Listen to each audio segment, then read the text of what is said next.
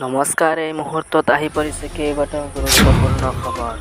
PPEত কেলেংকাৰী, মুখ্যমন্ত্ৰীৰ পত্নী আৰু ব্যৱসায়ী বন্ধুৰ বিৰুদ্ধে আম আদমি পাৰ্টিৰ গোচৰ ৰুজু। মোদীয়ে শৌচাগাৰ নিৰ্মাণ কৰাৰ বাবে কৰিছে দৰ্শন, আজব দাবী সম্বিত পাত্ৰৰ। উত্তৰাখণ্ডত স্থাপন কৰা হ'ল এছিয়াৰ সৰ্ববৃহৎ লিকুইড মিৰৰ টেলিস্কোপ। বানাৰসী বোমা বিস্ফোৰণৰ মূল অভিযুক্ত ৱালিউল্লাহ খানক ফাঁচীৰ নিৰ্দেশ আদালতৰ।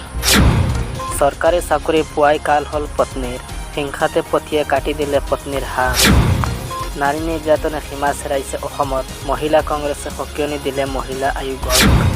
মোদী চৰকাৰৰ বিচাৰিতা, কাশ্মীৰ ফাইলক লৈ চকুলো ঠোকা চৰকাৰ, কাশ্মীৰী পণ্ডিতক লৈ কিয় উদাসীন।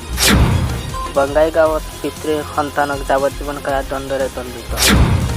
পৰিৱেশৰ প্ৰতি সজাগতা সৃষ্টিৰ আহ্বানেৰে দিছপুৰ মহাবিদ্যালয়ৰ নেতৃত্বত বিশ্ব পৰিৱেশ দিৱস পালন।